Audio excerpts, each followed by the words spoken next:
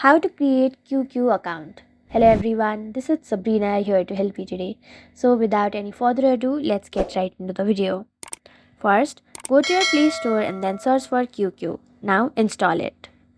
Wait for the installation to complete.